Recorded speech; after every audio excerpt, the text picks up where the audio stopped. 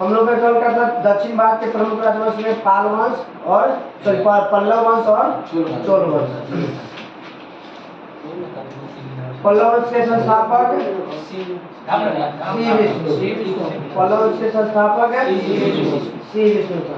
इसका शासन काल था 575 से 600। 575 से 600 25 साल शासन किया था। इसकी पल्लव वंश की राजधानी कहाँ थी? कांची बोले या तो कांचीपुरम बोले, एक ही बात है। तो पल्लव वंश के संस्थापक है श्री विष्णु और राजधानी कांचीपुरम। कौन धर्म के अनुयायी था? वैष्णव धर्म के अनुयायी था। वैष्णव धर्म। श्री विष्णु का कौन सा उपाधि धारण किया था? अवनी सिंह की उपाधि धारण किया था। श्री विष्णु ने अवनी सिंह की उपाधि धारण किया था। बताना है कि मामलापुरम में आदि बड़ा मंदिर का निर्माण किसने करवाया था? श्री विष्णु ने करवाया था। मामलापुरम के आदि बड़ा मंदिर का निर्माण किसने करवाया था? श्री विष्णु ने करवाया था। आदि बड़ा मंदिर। हाँ, आदि बड़ा मामलापुरम जगह है, वहाँ के आदि बड़ा मंदिर का निर्माण करवाया था श्री विष्णु। कीर्तार्जुनियम के लेखक भारवी। कीर्तार्जुनियम के लेखक भारवी श्री विष्णु के दरबार में रहते थे। कीर्तार्जुनियम के लेखक जो भारवी है वो श्री विष्णु के दरबार में रहते थे। पाल वंश के प्रमुख शासक जो है वो है प्रथम महेंद्र वर्मन प्रथम, नरसिंह वर्मन प्रथम, महेंद्र वर्मन द्वितीय, परमेश्वर वर्मन प्रथम, नरसिंह वर्मन द्वितीय और नंदी वर्मन द्वितीय। इनमें सबसे ज्यादा फेमस कौन था? नरसिंह वर्मन द्वितीय। नरसिंह वर्मन द्वितीय। मत विलास प्रहसन की रचना महेंद्र वर्मन। मत विलास प्रहसन की रचना महेंद्र वर्मन। मत विलास प्रहसन की रचना महेंद्र वर्मन। महेंद्र वर्मन शुरू में किस धर्म को मानता था? जैन धर्म को मानता था। शुरू में जैन, मगर किसके प्रभाव में आकर शैव बन गया? तमिल के संत थे अपर या अपार जो भी कहिए, तमिल संत थे अपर। उनके प्रभाव में आने के बाद ये शैव धर्म के अनुयायी बन जाते हैं। तो शुरू में कौन? महेंद्र वर्मन शुरू में जैन, बाद में शैव। महाबलीपुरम का एक आकस्मिक मंदिर जिसे क्या कहा जाता है? रथ कहा जाता है। क्या कहा जाता है? जिसका निर्माण किसने करवाया था? नरसिंह वर्मन प्रथम ने करवाया था। तो महाबलीपुरम का एक आकस्मिक मंदिर का निर्माण रथ कहा जाता है, जिसे नरसिंह वर्मन प्रथम ने करवाया था। रथ मंदिरों की संख्या 7। रथ मंदिरों की संख्या 7। सबसे छोटी रथ मंदिर द्रौपदी। सबसे छोटी रथ मंदिर द्रौपदी, जिसमें किसी प्रकार का अलंकरण मिलता नहीं है। वतापी कुंड और महामल की उपाधि किसने धारण किया था? नरसिंह वर्मन प्रथम, जिसने एकात्मक मंदिर का निर्माण जो करवाया था, उसने महामल और वतापी कुंड की उपाधि धारण किया था। नरसिंह वर्मन प्रथम। इसके शासन काल में आया था कौन? चीनी यात्री वेन सांग। बोलेगा कि नरसिंह वर्मन प्रथम के शासन काल में कौन आया था? ह्यूएन सांग। कौन? ह्यूएन सांग। कांची आया था। कहाँ? कांची। राजधानी इसका कहाँ था? कांची में, या कांचीपुरम बोल सकते हैं।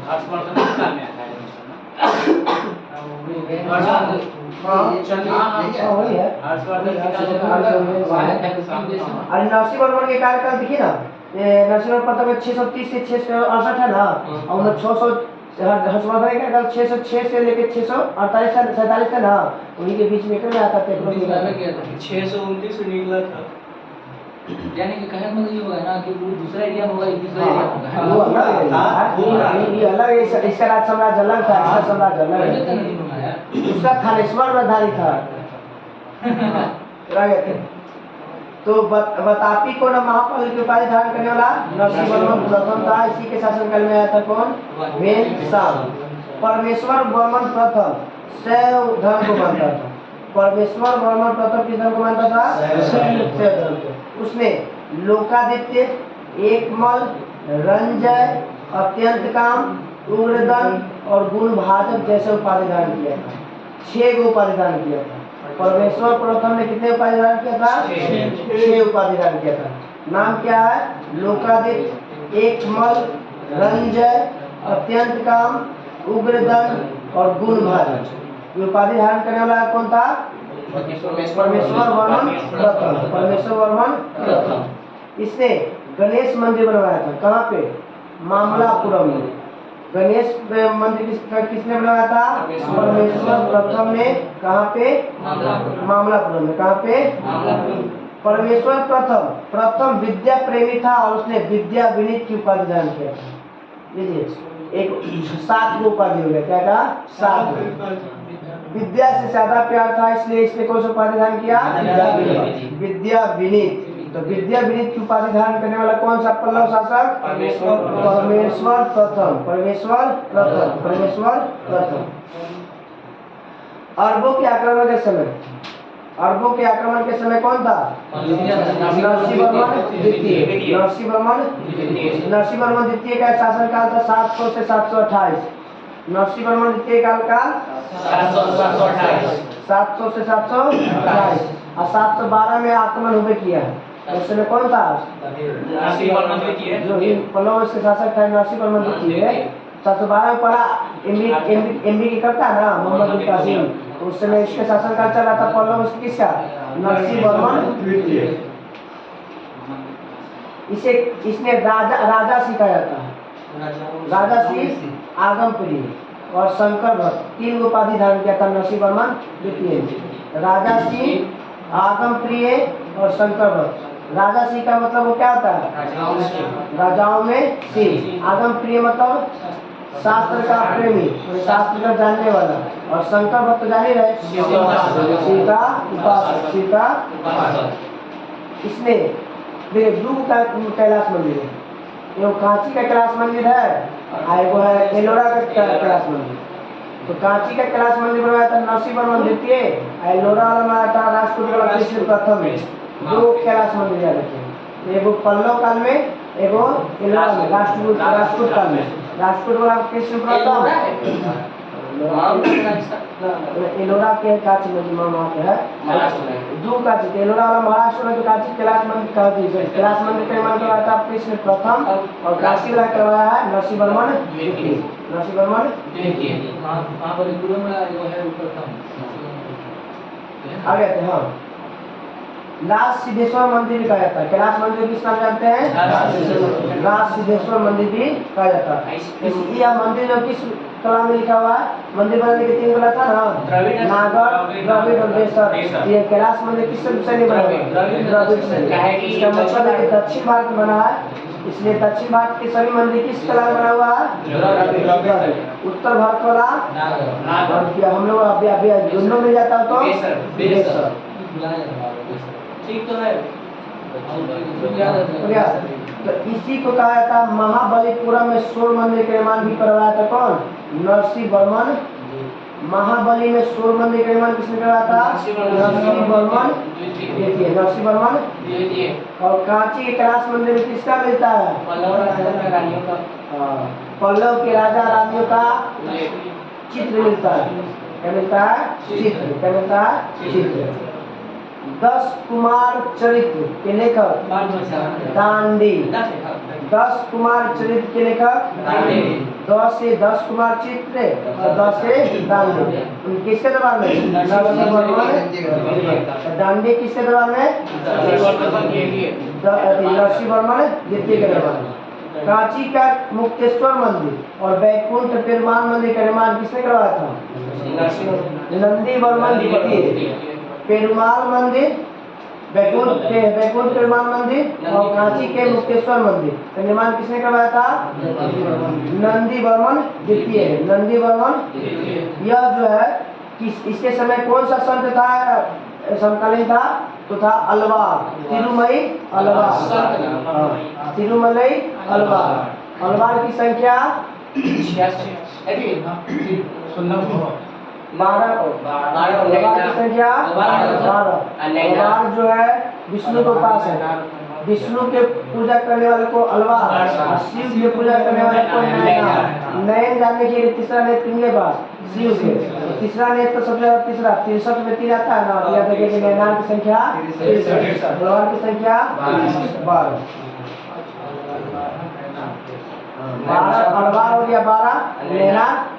नयन किसके पास हो जाएगा? शिव भगवान के पास। तीसरा नेत्र है। अब 63 में 3 ऐसे भी आता है, 63 याद रखिएगा। नंदी वर्मन शिव के उपासक था। किसका उपासक था? शिव का। नंदी वर्मन तृतीय शिव का उपासक था। किसका? शिव का। और उसकी राजसभा में तमिल भाषा के प्रसिद्ध कवि कौन आता था? पेरुन देवनाथ। पेरुन देवनाथ, जिसने भारत वेनवा नामक ग्रंथ की रचना किया था। नया जुड़ा हुआ है, पहले नहीं था ये। नंदी वर्मन तृतीय भी नहीं था और ये भारत वेनवा भी नहीं था। तो भारत वेनवा नाम का ग्रंथ का रचना किसने किया था? पेरुन देवनाथ। पेरुन देवनाथ, पेरुन देवनाथ, पेरुन देवनाथ। भारत वेनवा के नामक ग्रंथ की रचना पेरुन देवनाथ। पल्लव वंश का अंतिम शासक एवं नहीं था पहले, कंप वर्मन। कंप वर्मन पल्लव वंश का अंतिम शासक कंप वर्मन। पल्लव वंश का अंतिम शासक कंप वर्मन। एक बार जल्दी जल्दी इसको थोड़ा सा रिपीट कर लीजिएगा। हाँ, मेन में पल्लव वंश के संस्थापक श्री विष्णु। किस धर्म को मानता था? धर्म को। इसका जो है श्री विष्णु ने कौन सा उपाधि धारण किया था? अग्निशिव। अग्निशिव। मामलापुरम में आदिवराह का मंदिर कौन बनाया था? सॉरी मंदिर, हाँ ठीक है। मामलापुरम में आदिवराह का मंदिर किसने बनाया था?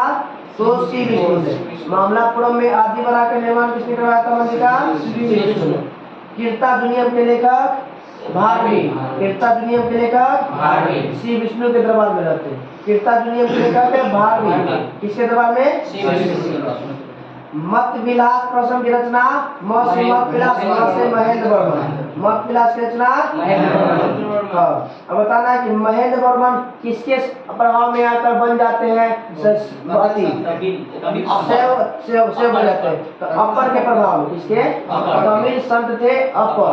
तमिल संत थे अपर। एकाश महाबलीपुरम के एकाश्मक मंदिर जिसे क्या कहा जाता है? रथ। क्या कहा जाता है? रथ। इसका निर्माण किसने करवाया था? नरसिंहवर्मन प्रथम है। नरसिंहवर्मन प्रथम, जिसकी संख्या 7। जिसकी संख्या 7। सबसे छोटी कौन था रथ मंदिर? द्रौपदी। सबसे छोटी द्रौपदी। इसमें किसी प्रकार का अलंकरण की चर्चा नहीं।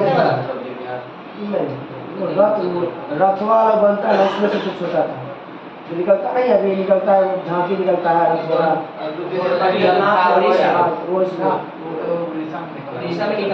उसी टाइप निकलता वहाँ पे।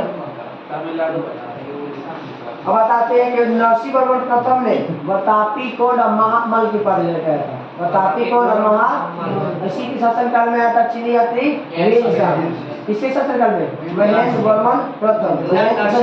नरसिंहवर्मन प्रथम। नरसिंहवर्मन प्रथम के कौन चीनी यात्री आया था? परमेश्वर मतलब परमेश्वर प्रथम कितने शासक की उपाधि धारण किया? 7। कितना? 7। परमेश्वर प्रथम कितना उपाधि? 7। लोकादित, एकमल, रंजय, अत्यंत काम, उग्रदंड, गुणभाजन। और इसके अलावा जो सबसे फेमस था वो विद्या के प्रेमी होने के कारण विद्या विनीत क्या कहता था? हाँ। नरसिंहवर्मन द्वितीय 3 उपाधि। कितना? 3। राजा सिंह, शंकर भक्त और एगो आगम प्रिय। राजा सिंह मतलब राजाओं में सिंह। आगम प्रिय मतलब शास्त्रों का ज्ञाता या प्रेमी। और शंकर भक्त मतलब शिव का उपासक। इसी के समय कांची का कैलाश मंदिर का निर्माण होता है। कांची का कैलाश मंदिर का निर्माण किसने किया? नरसिंहवर्मन द्वितीय। इसी के समय अरबों का आक्रमण भी हुआ था। नरसिंहवर्मन द्वितीय, क्योंकि इसका शासनकाल कब से कब तक? 600 से 630। 600 से 630। 600 से 630।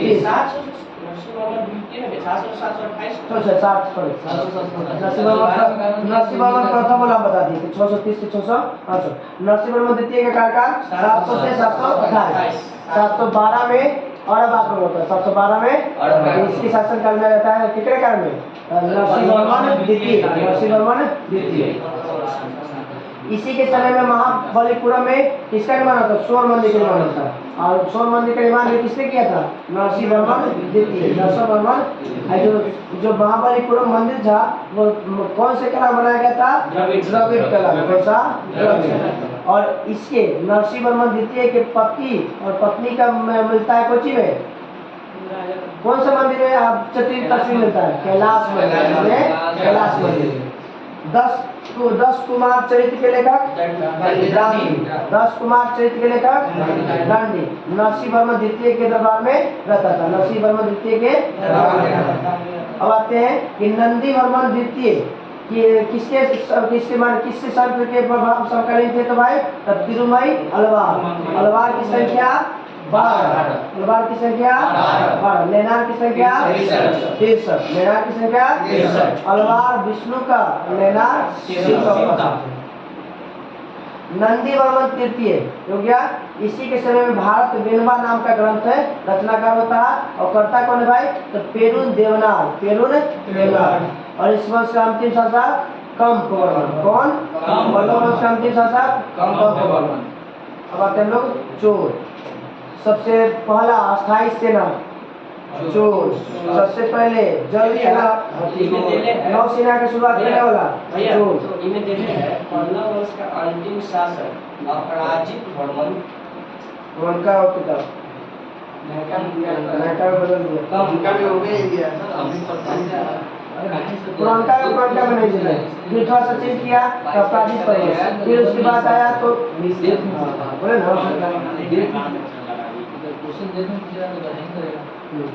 क्वेश्चन पूछता है ना जो क्वेश्चन पूछेगा जोड़ेगा वही बात जो क्वेश्चन मार्केट में आ गया ना कोई भी एग्जाम में ना वो जोड़ देगा चाहे वो स्पीडी में जोड़े चाहे कुछ अच्छी बात।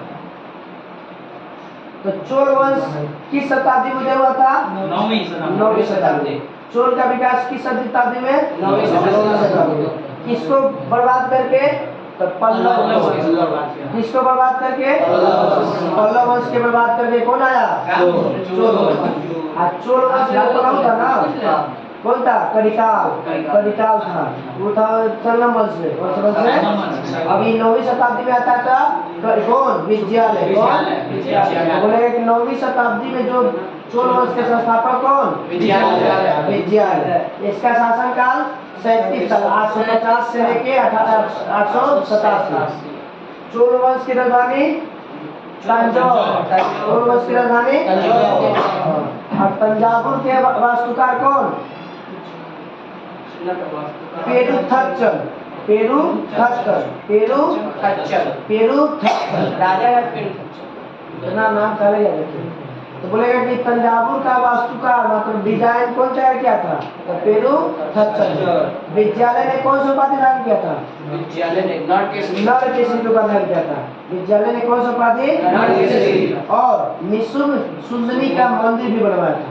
निशुम्भ सुंदनी का मंदिर किसने बनाया था विद्यालय किसने बनाया था विद्यालय। तो निशुम्भ सुंदरी का मंदिर बनवाया विद्यालय और विद्यालय ने कौन सा उपाधि धारण किया था नरकेशी कौन सा नरकेशी का उपाधि धारण किया था। अब आते हैं चोलों का स्वतंत्र राज्य किसने स्थापित किया था आदित्य प्रथम। चोलों का स्वतंत्र राज्य आदित्य प्रथम ने स्थापित किया था। पल्लव पर विजय के उपरांत आदित्य प्रथम ने कौन सा उपाधि धारण किया था कोंडारम याद रखना कोंडारम नाम लेके चलिएगा याद नहीं होगा कोंडारम। तो बोलेगा कि कोंडारम की उपाधि किसने धारण किया आदित्य प्रथम ने। किसको हराने के उपलक्ष्य में पल्लव को हराने के बाद खुश होकर कोंडारम की उपाधि का धारण किया था कौन आदित्य प्रथम। यही आदित्य प्रथम ने स्वतंत्र चोल राज्य की स्थापना भी करता है। तकुल्लम का युद्ध किसके बीच होता है तो कृष्ण तृतीय और परांतक प्रथम के बीच में कृष्ण तृतीय और परांतक प्रथम के बीच में। तो कुल्लम का युद्ध किसके बीच में कृष्ण तृतीय और परांतक प्रथम। तो कृष्ण तृतीय को किस वंश के राजपूत वंश को, आपका परांतक प्रथम चोल वंश। हाँ, इस युद्ध में कौन इस युद्ध में परांतक का बड़ा लड़का राजा आदित्य मारा जाता है। कोल्लम के युद्ध में कौन मारा जाता है? परांतक प्रथम का बेटा राजा आदित्य था, वो मारा जाता है। श्रीलंका का आक्रमण कौन करता है? राज प्रथम। इसीलिए राजेश्वर मंदिर का निर्माण भी करवाया था ये अपने नाम पे। राज प्रथम। श्रीलंका का आक्रमण कौन किया था? और वहाँ के अध्यक्ष आया था महिम फाइव। श्रीलंका जब राज प्रथम आक्रमण किया था तो श्रीलंका का राजा कौन था? ऐसे भी मतलब की क्वेश्चन भी दे सकता है। तो इसको किसको हरा दिया था? महिम फाइव को हरा दिया था। और श्रीलंका के दक्षिणी जिला रोहन पे शरण लेनी पड़ी थी। महिम भागा था कहाँ पे? भाग के दक्षिणी जिला में भाग गया श्रीलंका के। राज प्रथम श्रीलंका के जीते हुए क्षेत्र को चोल साम्राज्य का एक नया प्रांत मुंडलिक चोल मंडलम बना दिया। श्रीलंका को जीत के जो जीता हुआ प्रदेश था उसको नाम बदल के क्या दे दिया? मुंडी चोल मंडलम। इसके राजधानी कहाँ बनाया? पोल नुरवा। राज प्रथम किस धर्म का अनुयायी था? शैव धर्म का अनुयायी था। राज प्रथम शिव। इसने तंजौर में कौन सा मंदिर बनवाया था? राजराजेश्वर का मंदिर। कौन बनवाया? जिसका नाम में राजा था वही बनवाएगा। राजराजेश्वर का मंदिर किसने बनवाया था? कौन भगवान के था? शिव मानता था, जिसको उसी करेगा। चोल साम्राज्य का सर्वाधिक विस्तार राजेंद्र प्रथम के शासनकाल में कहेगा कि चोल साम्राज्य का स्वतंत्र स्थापना आदित्य प्रथम। श्रीलंका पे आक्रमण करता है कौन? मगर सर्वाधिक विस्तार राजेंद्र प्रथम के शासनकाल में। तो चोल का सर्वाधिक विस्तार राजेंद्र प्रथम के शासनकाल। बंगाल के पाल शासक महिपाल को पराजित किया था किसने? राजेंद्र प्रथम ने। पाल वंश के कौन थे? महिपाल। पाल वंश के कौन थे? महिपाल को किसने हराया? राज प्रथम। और हरा कर कौन सा उपाधि? गंगेकोड चोल की उपाधि धारण की। और नई राजधानी गंगेकोड चोलपुरम को निकट चोल गंगम नाम का विशाल तालाब का निर्माण करवाया। एक तो गंगेकोड चोल का निर्माण किया, फिर राजधानी गंगेकोड चोलपुरम बनाया, और वही के जगह पे एक बनाया तालाब। क्या बनाया? तालाब। उस तालाब का नाम क्या दिया गया? चोल गंग। तो राजेंद्र प्रथम क्या किया था? सर्वाधिक विस्तार किया, महिपाल को हरा के गंगेकोड चोल की उपाधि धारण किया, फिर राजधानी गंगेकोड चोलपुरम बनाया, और एक गंगेकोड के पास में तालाब बनाया, जिसको कहते हैं लोग चोल गंगम। चोल काल में भूमि के प्रकार 5 प्रकार की भूमि होता थी। तो बड़ा फेमस क्वेश्चन, इससे बहुत बार हर एग्जाम में लमसम पूछते रहता था ना। अभी तुम क्वेश्चन देखी नहीं, एग्जाम दिए नहीं जाते, मगर देख लीजिएगा बहुत क्वेश्चन बहुत बार पूछा, सेट मारिएगा तो ऐसे ही मिल जाएगा। गैर ब्राह्मण किसान स्वामी को दी गई भूमि को क्या कहते हैं? वेलन बगई। सीधा ऑप्शन देगा कि वेलन बगई क्या था? ऑप्शन में 4 बार ढूंढिएगा। तो गैर ब्राह्मण किसान स्वामी को दी गई भूमि को क्या कहता है? वेलन बगई। गैर ब्राह्मण किसान स्वामी को दी गई भूमि को ब्राह्मणों को उपहार दी गई भूमि को ब्रह्म से ब्राह्मण ब्रह्म से ब्राह्मण दे। देखिए इसको तोड़िएगा तो छूट निकल जाएगा। ब्राह्मण मतलब ब्राह्मण, दे मतलब देना, ब्राह्मण को देने वाले भूमि को दे। उसके बाद विद्यालय के रख रखाव के लिए शाला भोग विद्यालय के रख रखाव के लिए शाला भोग। क्या कहते हैं भूमि को? शाला भोग। मंदिर को उपहार में दी गई भूमि को, मतलब मंदिर बनाने के लिए उपहार में दी गई। क्या कहते हैं? देवदान या तिरुन मठ कडनी, तिरुन मठ डकनी, तिरुन मठ डकनी। पूरा ऑप्शन है राइट, देवदान याद रखिए। देवदान तो देव कहाँ मिलेंगे? मंदिर में। देव कहाँ मिलेंगे? तो मंदिर के लिए दी गई उपहार भूमि को क्या कहते हैं? देवदान। देवदान। तो मंदिरों में उपहार दी गई भूमि को देवदान कहते हैं।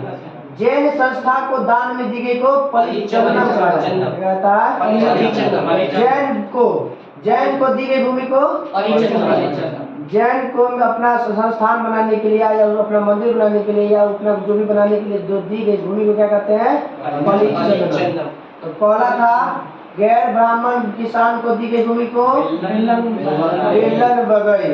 बेलन ब्राह्मणों जैन में ना कौशला मुनि जैन मुनि कौशल नाम बोले 24 दिन 23वां पार्श्वनाथ।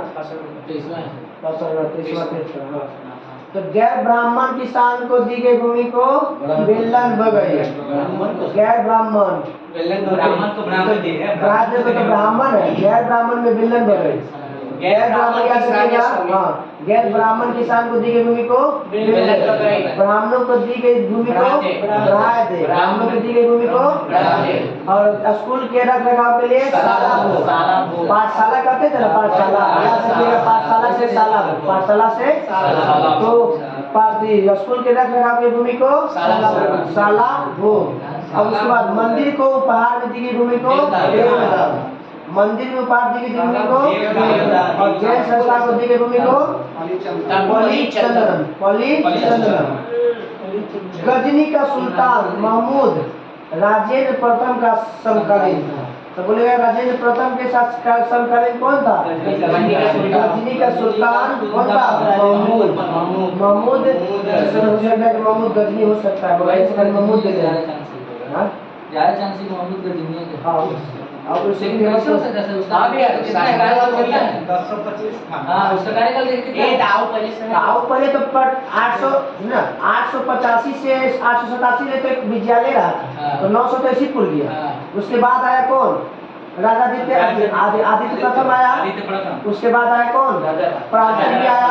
प्रांतक के बाद फिर राजा प्रथम भी आया, राजेंद्र प्रथम भी आया। तो शासन करो बढ़ते नहीं जाएगा, तो हो सकता है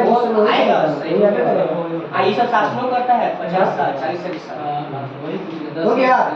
तब राजेंद्र द्वितीय ने कौन से उपाधि धारण किया था?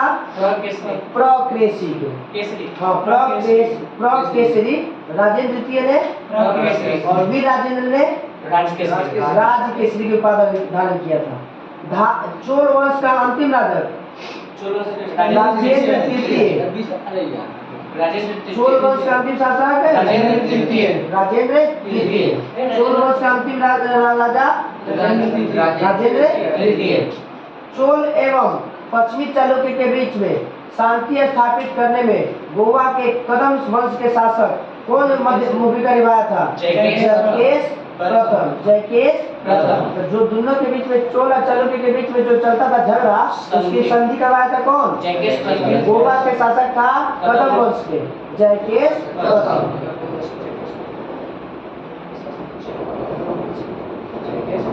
हाँ, विक्रम चोल अभाव एवं अकालग्रस्त गरीब जनता से राजस्व वसूल कर चिदम्बरम मंदिर का विस्तार करवाया। कौन? विक्रम चोल। उसी को ये वाला मूर्ति क्या करता? समुद्र में फेंकवा देता है, समुद्र में। फिर आता है कोई कौन 117 साल 120 साल जीते हैं दक्षिण भारत में जन्म होता है ना, रामानुजाचार्य। उसका प्रतिष्ठान पर फिर करवाते हैं यही। कौन भी देता है? मंदिरवा के बताते हैं। कुलुत्तुम द्वितीय क्या करता है? मंदिरवा को क्या करता है? समुद्र में फेंकवा देता है। फिर बाद में कौन? रामानुजाचार्य मूर्ति का क्या पुनर्द्वार करवाते हैं। तो कुलुत्तुम द्वितीय क्या करता है? मंदिर उठाता है फिर देता है समुद्र में। और राजा रामानुजाचार्य क्या करते हैं? निकाल के फिर उसका फिर से तो समुद्र में कला का जान अरे तो पंडित- डूबे बार फेंक दिया होगा भैया और पंडित थे तो इसमें पता चलता होगा पहले के पंडित बहुत पहले के विद्वान अलग थे ना। जान रहे हैं समुद्र में तो समुद्र में गहराई कितना है? खाली गहराई कितना है? 11 किलोमीटर। भाग दिख रहा होगा शायद हो सकता है। तो उनका दिखता है मतलब होता है चलिए आगे। चोल प्रशासन ने भाग लेने वाले उच्च अधिकारी को पेरुदरम, चोल के उच्च अधिकारी को पेरुदरम, निम्न अधिकारी को सेरुदरम, पेरुदरम उच्च सेरुदरम नीच। माने पेरुदरम उच्च अधिकारी को सेरुदरम नीच अधिकारी, माने बड़े अधिकारी को पेरुदरम और छोटे अधिकारी को सेरुदरम। याद रखिए।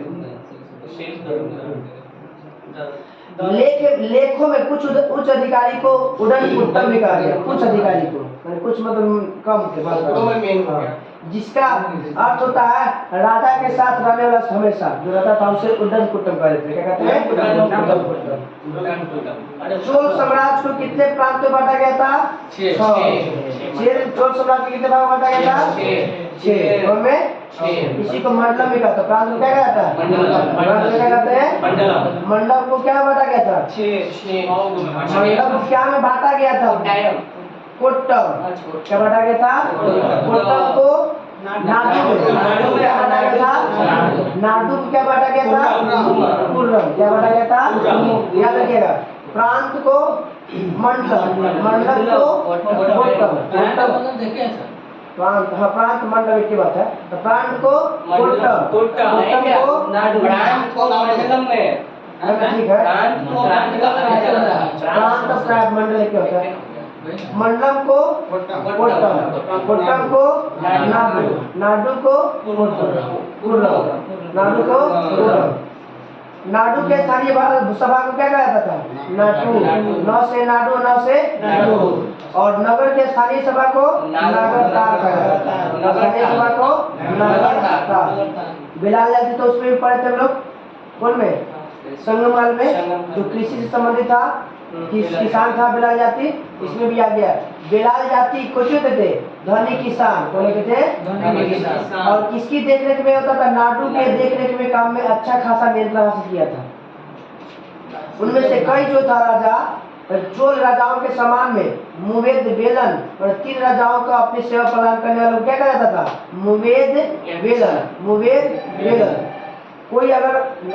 कोई अधिकारी है और 3 राजा को शासनकाल में अगर वो शासन दिया मैंने उसके शासनकाल में काम किया तो उसे क्या कहते हैं? मुवेद बेलन, मुवेद बेलन। हाँ चोल प्रशासन की मुख्य विशेषता क्या थी? प्रशासनिक स्थानीय स्वशासन। कुछ है प्रशासनिक उत्तर में था, शेषासुरी में। स्थानीय स्वशासन किस काल का है? चोल वंश का प्रमुख विशेषता है। तो बोलेगा कि चोल प्रशासन की मुख्य विशेषता स्थानीय स्वशासन। और क्या होता था? सभा समिति होता था ना कोची में? नहीं, हड़प्पा सभ्यता में सभा समिति था ना, वैदिक सभ्यता में सभा होता था उच्च लोगों के और समिति होता था ना। उसी तरह से यहाँ पे उर सर्वसाधारण लोगों की समिति को क्या कहता था? क्या कहता था? इसी के समय वो होता था बगान समिति नहीं, बगान समिति नहीं है, आगे पढ़ना है। आगे थे सभा या महासभा, यह मूलतः अग्रहार और ब्राह्मण बस्तियों की सभा थी। अग्र सभा महासभा क्या था भाई? तो बड़े जातियों तो सबसे मेन कौन आते थे? ब्राह्मण। ब्राह्मण के बाद क्षत्रिय। इन लोग जहाँ रहता था उसे कहते थे कौन सी? सभा या महासभा। इनके सदस्यों को कहा जाता था पेरू मक्कल। पेरू सभा या महासभा के सदस्यों को कहा जाता था पेरू मक्कल। यह सभा वरियम नाम की समिति द्वारा संचालित होती थी। मतलब सभा और महासभा किस समिति के द्वारा संचालित किया जाता था? तो बोलेगा वरियम समिति का संबंध किस काल से? चोल। वरियम समिति का संबंध किस काल से? चोल काल से। किस काल से? चोल काल से। हाँ, सभा की बैठक कहाँ होती थी? मंदिर के पास, जहाँ वृक्ष वाला वृक्ष लगल है और मंदिर है वहीं पे सभा लगती थी। और व्यापारियों की सभा को क्या कहा जाता था? नगरम। व्यापारियों की सभा को गोपुरम क्या था? गोपुरम था मंदिर के प्रवेश द्वार को। मंदिर के प्रवेश द्वार को क्या कहते थे? और नगरम क्या था? चोल काल में व्यापारियों के समूह को क्या कहता था? नगरम। सीधा सीधा याद रखिएगा कि सबसे ये सब फेमस क्वेश्चन है। ये पूछेगा कि चोल काल में व्यापारियों के समूह को क्या कहते थे? नगरम। दक्षिण भारत के प्रवेश द्वार के मंदिर को क्या कहते हैं? गोपुरम। या गोपुरम का संबंध किससे? मंदिरों से है। चोल काल में टैक्स 1/3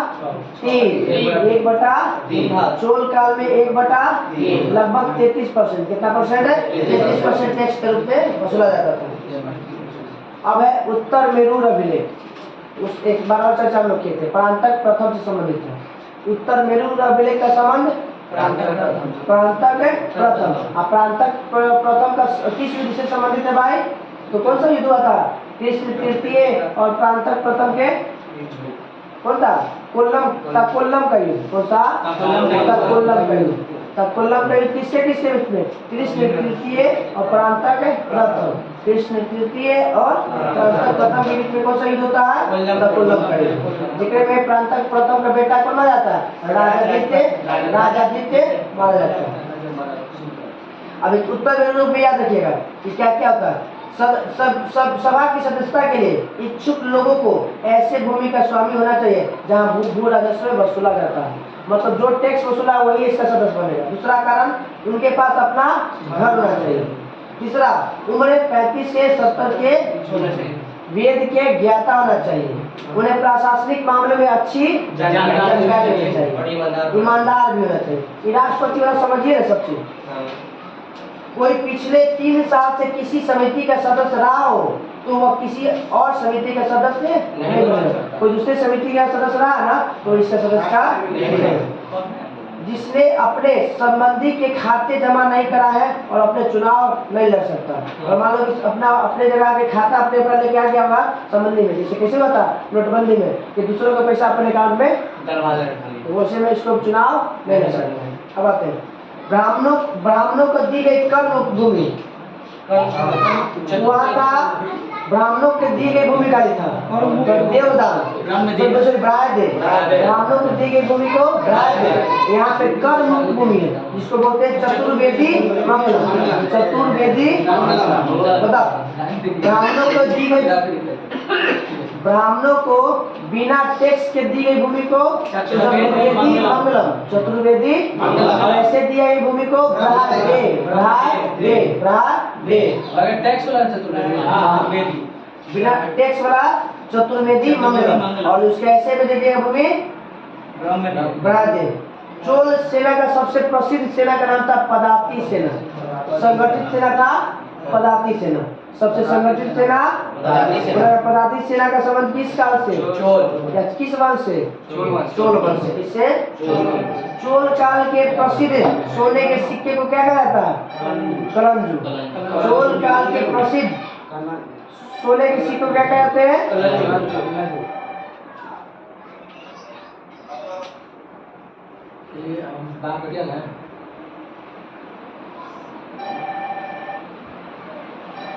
चोल काल में सोने का सिक्का क्या फेमस था? कलंजू। कलंजू किस काल में फेमस था? चोल काल। कौन सी का सिक्का था भाई? कलंजू किससे बना था? सोने से। तमिल कवियों में प्रसिद्ध कवि थे जोगेंद्र। कौन? जोगेंद्र। कौन? जो कुलुत्तुम प्रथम के राज कवि था। तो बोलेगा कुलुत्तुम प्रथम के दरबार में कौन सा प्रसिद्ध कवि थे? जोगेंद्र। कौन? और उसकी रचना में क्या नाम था? अपने राजा के नाम पर बनाया था कलिंगतुर्फर्णी। कलिंगतुर्फर्णी के लेखक जोगेंद्र। कौन? कलिंगतुर्फर्णी के लेखक जोगेंद्र। तमिल साहित्य के त्रिरत्न कंबन और टेकुट्टन और पुंगलेदी। तमिल साहित्य के बोलेगा 3 रत्न किसे? कंबन, ऑटोकुट्टन, पुंगलेदी। कंबन, ऑटोकुट्टन, पुंगलेदी। कंबन, ऑटोकुट्टन, पुंगलेदी। क्या क्या कहा जाता है भाई? तमिल साहित्य का त्रिरत्न। तमिल साहित्य का कन्नड़ साहित्य का त्रिरत्न पम पोन रन। पम पोन रन। कन्नड़ बोलेगा तो पम पोल रन, पम पोल रन। और बोलेगा तमिल साइड का तो कंबन ऑटो कुट्टम पुंगले, कंबन ऑटो कुट्टम पुंगले। किस साइड का? तमिल साइड का। और बोलेगा कन्नड़ साइड का पम पोल रन, पम पोल रन। पर्सी ब्राउन ने तंजौर के बृहदेश्वर मंदिर को क्या विमानन शैली में बताया? विमानन शैली मतलब ऊपरे ऊपरे मिलेगा एगो ढांचा मिलता है, मंदिर के ऊपर वो अलग तरह का बनावट मिलेगा। तो विमानन शैली के सबसे बारे में किसने बताया था? पर्सी ब्राउन ने। किसने बताया था? पर्सी ब्राउन। किस मंदिर बताया था भाई? बृहदेश्वर मंदिर। कौन सा? तो विमानन शैली का सबसे पहला प्रयोग किस मंदिर में किया गया है? तो बृहदेश्वर मंदिर। विमानन शैली का सबसे पहला प्रयोग किसमें किया गया है? बृहदेश्वर मंदिर। हाँ। नाट्य नटराज की प्रतिमा किस काल में मिलता है भाई? कितने को पूजा मिलता है इनको? 8 को। हाँ 8 को। देख लीजिए नटराज मूर्ति है ना, नटराज मूर्ति में वो अभी हम लोग ये जो दे रहे हैं 4 को दे रहे हैं तो 4 में 8 को। जैसे देखिए सर सीधे तो 8 को पड़े। हम देखिए आचार्य बोल रहे हैं, दो ये तो देखो सर नटराज मूर्ति में कितने पूजा होते हैं? हम तो पढ़े हुए हैं कि 8 को हो सकता है। ऐसे देखे में तो हम जरूर तो अथिया में गोला बना हुआ था, ऐसे गोलवा ऐसे टेढ़ा करके मैं हां क्यों दिया हुआ फोटो में ऐसे देखिए ना लिखा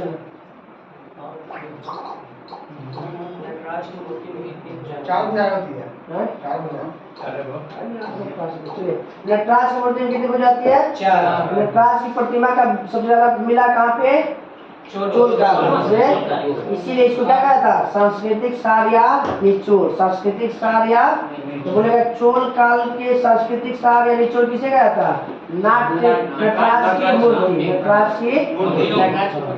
की मूर्ति। चोल काल से प्रतिमा संसार की सबसे उत्कृष्ट प्रतिमा था। मतलब जो चोल काल में जो नटराज की मूर्ति मिलता था वो किससे मिला हुआ था? बनता था कांस्य, जो पूरे विश्व में फेमस था। तो पूरे विश्व में कांस्य की मूर्ति के लिए फेमस कौन सा वंश? कौन सा वंश? किसकी प्रतिमा? नटराज की प्रतिमा। कांस्य भी योग हताओं में हर प्रसन्नता में बोलेगा कि शैव संत ईशान शिव पंडित किसके द्वारा गुरु थे? राजेंद्र प्रथम के। राजेंद्र ईशान शिव पंडित किसके राजगुरु थे? राजेंद्र प्रथम के। चोल काल का सबसे महत्वपूर्ण बंदरगाह कावेरीपट्टनम। चोल काल के सबसे प्रमुख बंदरगाह कावेरीपट्टनम, जो किस उद्योग के लिए? वस्त्र उद्योग के लिए। किस उद्योग के लिए? वस्त्र उद्योग के लिए। उत्तर मेरूर शिलालेख में क्या मिलता है भाई? तो प्रांतक प्रथम का शासन काल से संबंधित है। उत्तर मेरूर कबीले के शिलालेख किससे संबंधित है? प्रांतक प्रथम से। किससे? प्रांतक प्रथम से। चोल काल की राजधानी याद रखिएगा, लगातार मिलाने के लिए दे देता है। पहला उदयपुर, दूसरा तंजौर, तीसरा गंगैकोट, चोलपुरम और कांची। सबसे लास्ट में कांची। पहला उदयपुर, दूसरा तंजौर, तीसरा गंगैकोट, उसके बाद चोलपुरम और कांची। लगातार सही आने के लिए दे देता है कि चोल काल के बताइए कि बढ़ते क्रम या घटते क्रम में राजधानी। तो पहला उदयपुर, दूसरा तंजौर, तीसरा गंगैकोट और चौथा चोलपुरम और पांचवा कांची या कांची। चोल काल के सड़कों की देखभाल के लिए कौन सी समिति थी? बगान समिति का काम क्या था? रोड का मरम्मत देखभाल करना बगान समिति। बगान समिति का संबंध किस काल से? चोल काल में वस्तु का आदान प्रदान का प्रमुख क्या था? आधार वस्तु विनिमय प्रणाली। वस्तु के बदले वस्तु दिया गया तो वस्तु विनिमय। अभी हम लोग कौन प्रणाली है? मुद्रा विनिमय प्रणाली। कोई भी वस्तु अगर देते हैं तो पैसे के बदले क्या देते हैं? मुद्रा। धान धान धान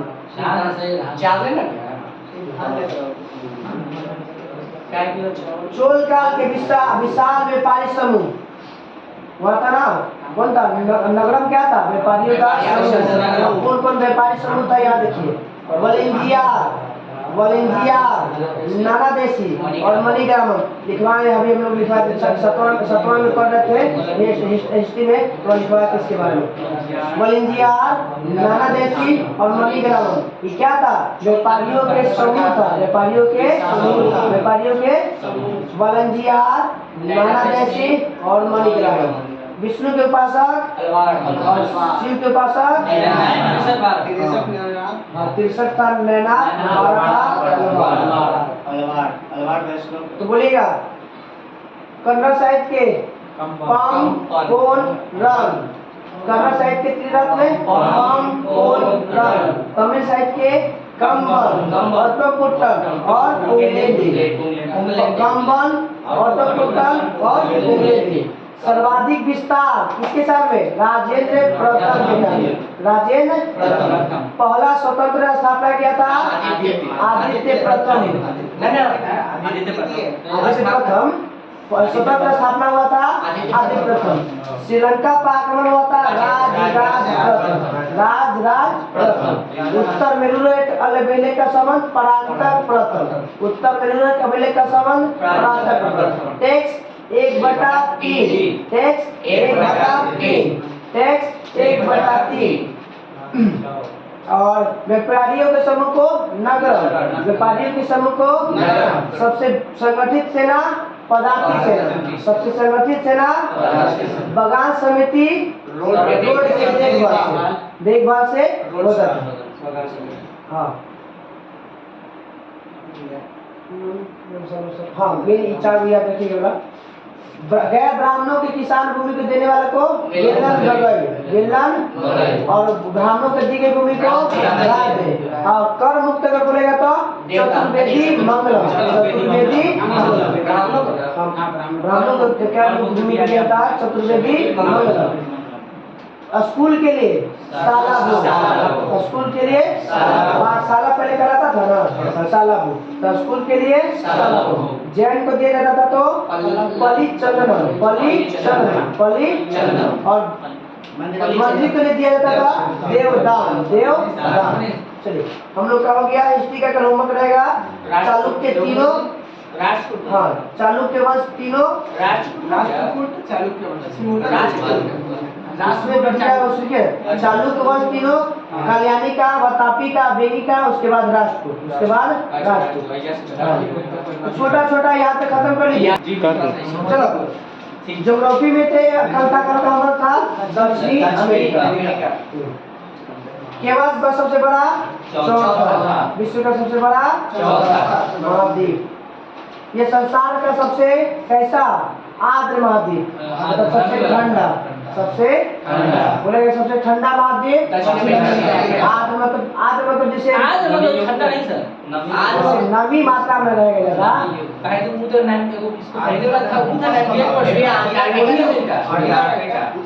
वो तो पूरा बर्फ छिपा जो है तो कहने के लिए बर्फीला। आर्द्र का मतलब होता है जैसे ठंडा पूरी तरह शीत वाला ठंडा नहीं कहेंगे हम लोग, उस नमी होना चाहिए थी।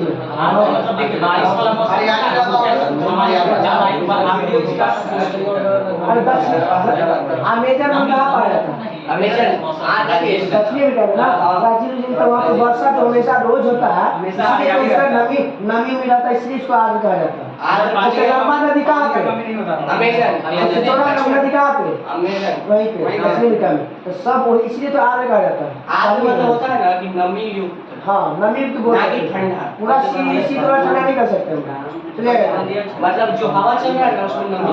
सबसे संसार का सबसे आर्द्र महाद्वीप दक्षिण अमेरिका। संसार का सबसे आर्द्र महाद्वीप दक्षिणी अमेरिका।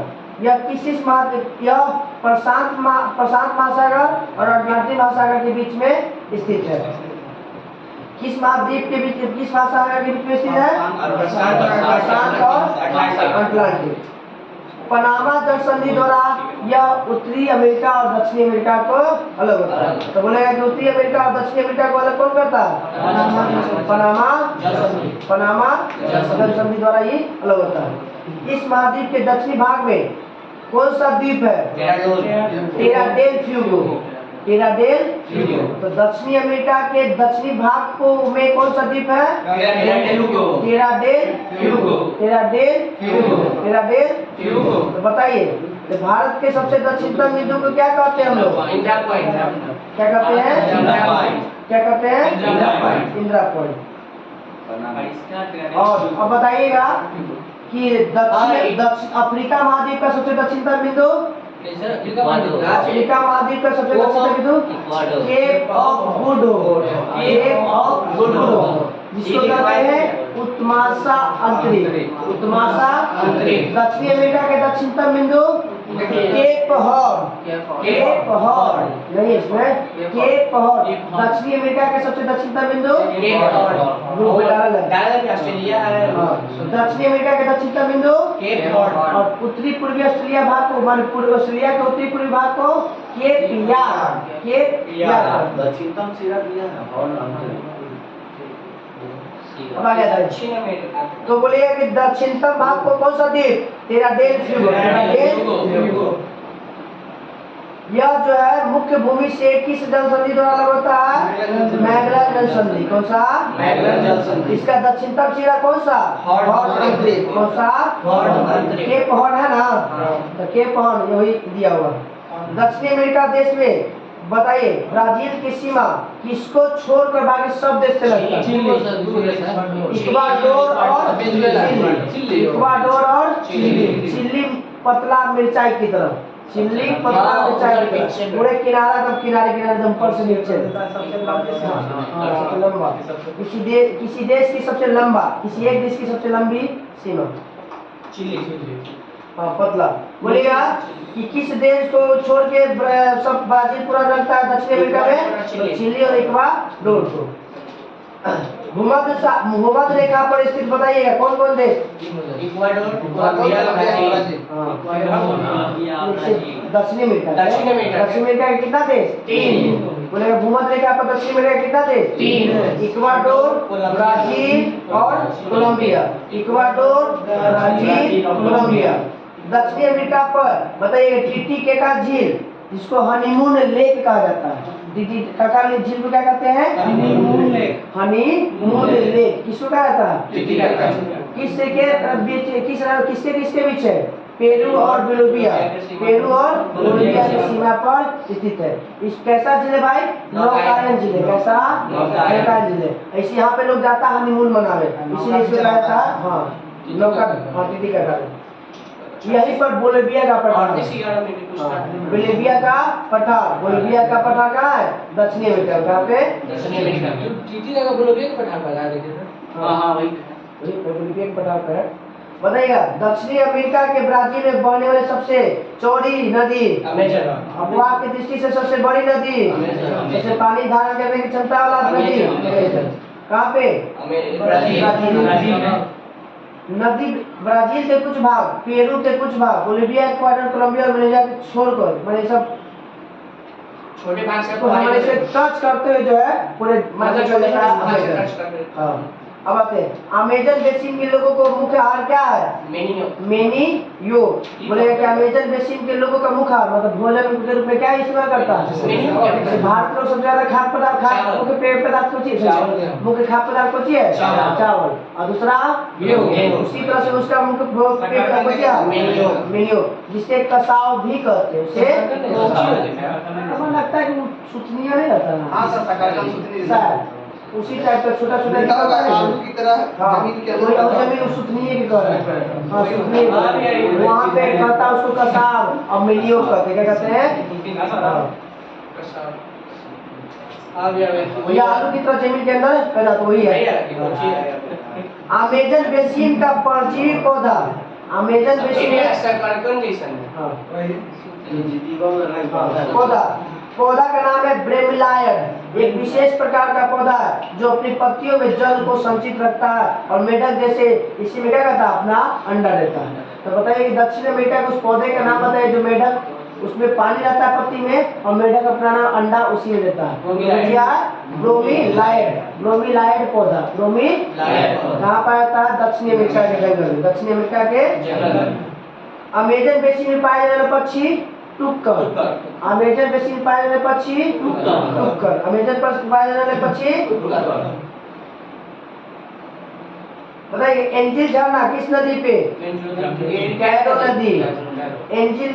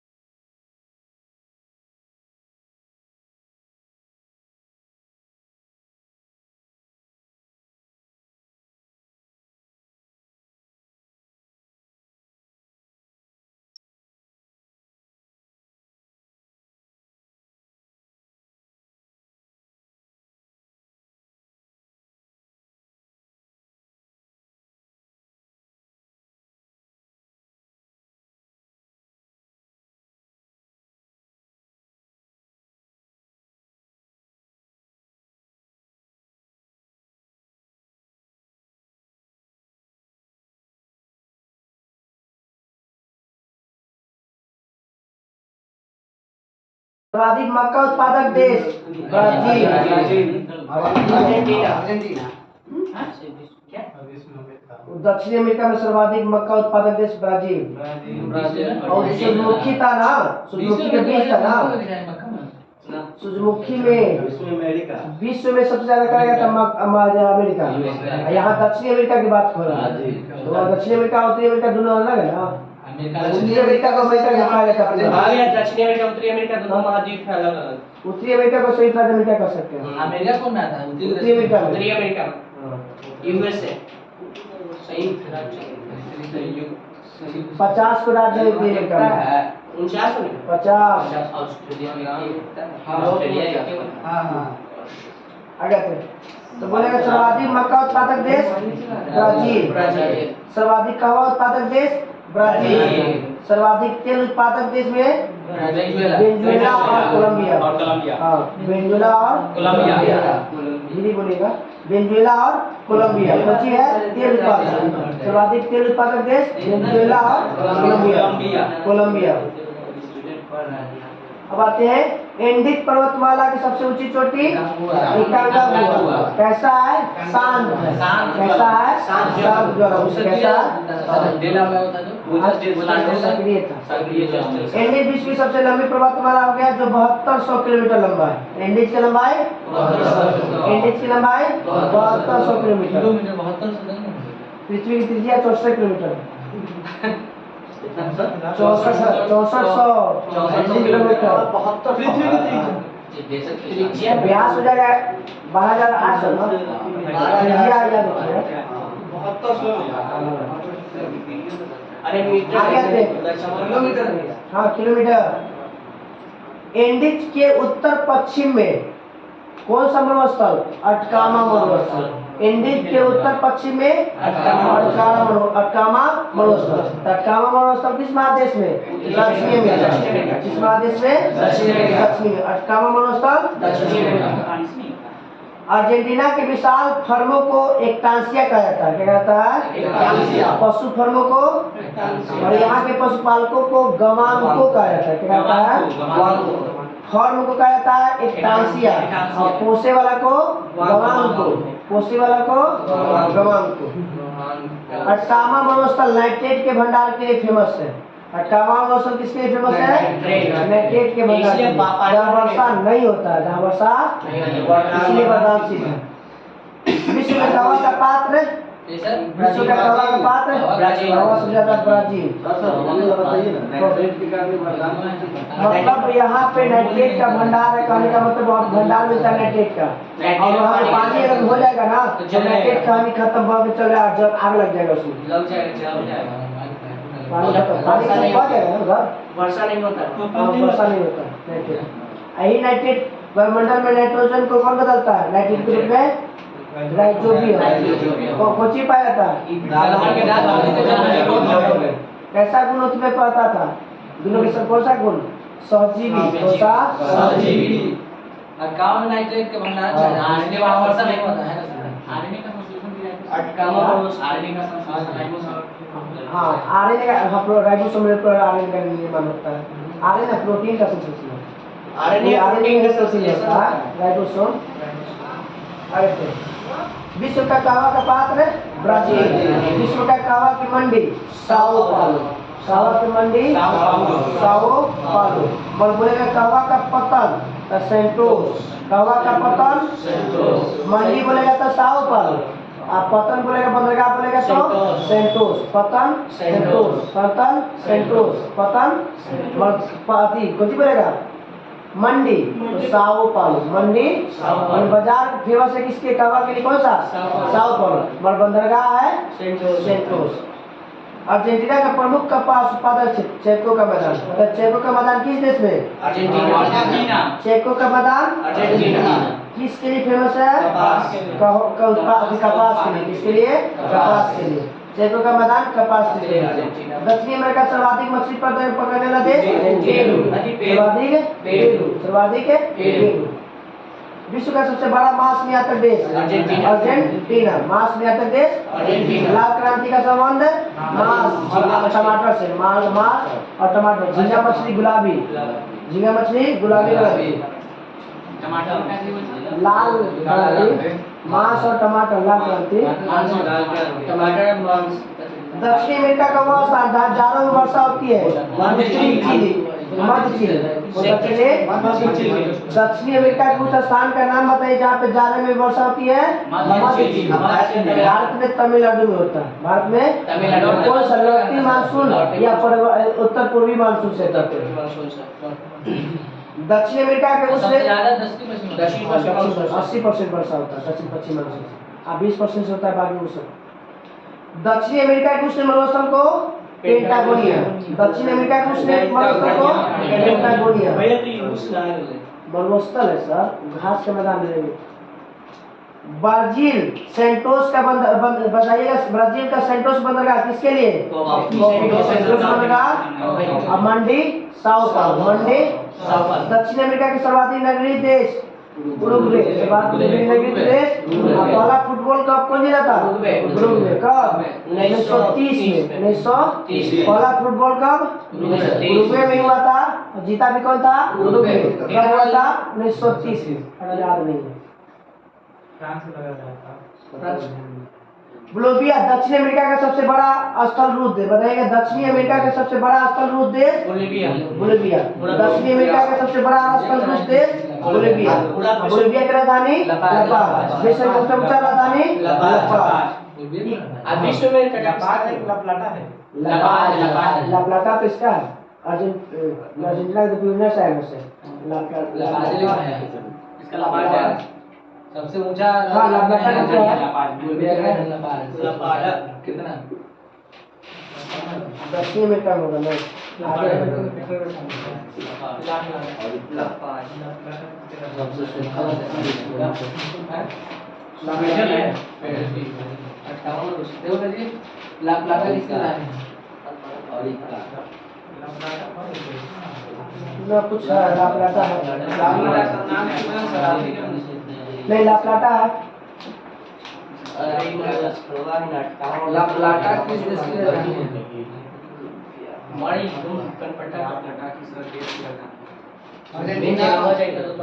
लापता इधर capital of Argentina Buenos Aires हाँ टिकट कब दे लेते चला अर्जेंटीना देश में ये सर एक जगह का नाम है, वो भी अर्जेंटीना में है। चला इक्वाडोर को गैलापेगोस द्वीप ओलिवर रिडले टर्टल का प्राकृतिक प्रजनन स्थल मतलब कछुआ उड़ीसा में मिलता है। उड़ीसा में सबसे ज्यादा आता है कछुआ। तो रिडले टर्टल का प्राकृतिक प्रजनन केंद्र कहाँ? इक्वाडोर। कहाँ पे? इक्वाडोर। कौन सा द्वीप है? गैलापेगोस। गैलापेगोस किसके गैलापेगोस किसके लिए फेमस है? रिडले कछुआ के लिए। किसके? रिडले कछुआ के लिए। किसके? रिडले टर्टल ये समुद्री गाँव का वैसे मिलता है। 10 अब हम लोग का हो गया दक्षिण अमेरिका खत्म। दक्षिण अमेरिका कल का होमवर्क रह गया ऑस्ट्रेलिया महादेश, ऑस्ट्रेलिया महादेश पूरा, ऑस्ट्रेलिया महादेश पश्चिमी तटवर्ती क्षेत्र में हमको हो गया था ना दक्षिण अमेरिका पूरा, अधिक ऑस्ट्रेलिया पूरा। ये भी आइए ना भैया दक्षिणी अमेरिका के पश्चिमी तटवर्ती